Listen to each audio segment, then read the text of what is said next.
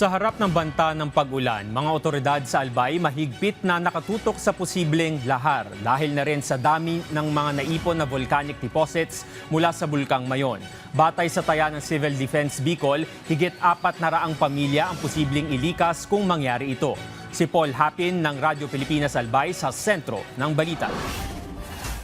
Mapanganib ang naipong volcanic debris at ang nakabara sa Miisi Binaan Channel sa Albay. Yan ang babala ng PHIVOLCS matapos ang pagdaloy ng pyroclastic density current o uson mula sa Bulkang Mayon nitong Sabado. Ayon sa PHIVOLCS, umabot sa 5.4 na kilometro mula sa crater ng Mayon ng PDC patungo sa bahagi ng Miisi Binaan River sa bayan ng Daraga. Paliwanag ng ahensya, delikado ang mga naipong volcanic deposits dahil maaari itong biglang sumabog, bunsod na nakakulob na init na higit 500 degrees Celsius. Dagdag pa ng PHIVOLCS, posible ring magdulot ang nakabarang debris ng pagbabago sa direksyon ng daloy ng tubig o channel diversion at mapanganib na lahar, lalo na kapag nakaranas ng malakas na pag-ulan at mga apektadong lugar. Kaya panawagan ng PHIVOLCS sa mga komunidad at barangay officials na malapit sa Bulkang Mayon, agad na i-report kung may napansing kakaibang daluyan ng tubig sa kanilang lugar. Sa kuhang drone video ng Albay Public Safety and Emergency Management Office o APSEMO, makikita ang makapal na kulay abong volcanic debris na tumabon sa dating luntian at matubig na bahagi ng green lava area na ikinasira rin ng pananim at kabuhay ng mga magsasaka. Dahil dito, mahigit 400 pamilya ang posibleng ilikas bunsod ng lahar deposits sa Miisi Gully. Of course, nakatutok doon yung ating mga ahensya, specifically for warning. Kasi yun nga, maulan tayo, may parating tayong bagyo, so yun yung ina-assure natin, pati yung mga farmers nila na magkaroon ng assistance tayo. Initially, ang sabi sa amin ni Daraga, mga nasa around 405 families yun. Kailangan at least in case magkaroon ng lahar.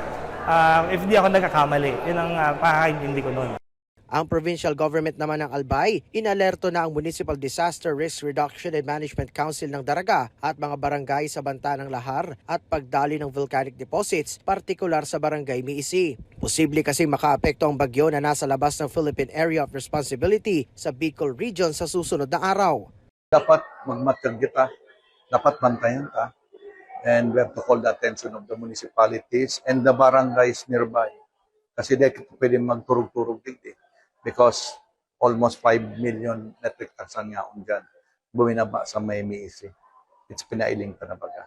Kaya bako sa takot ta, but we have to be realistic.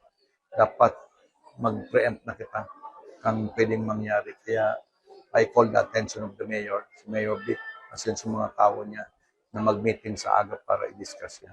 Muli namang ipinaalala ng PHIVOLCS na bawal pumasok sa loob ng 6 na kilometrong permanent danger zone. Apela ng ahensya sa publiko at mga lokal na pamahalaan maging alerto at handa sa posibleng paglikas upang matiyak ang kanilang kaligtasan. Mula rito sa Albay, para sa Integrated State Media, Paul Hapin ng Radyo Pilipinas, Radyo Publiko.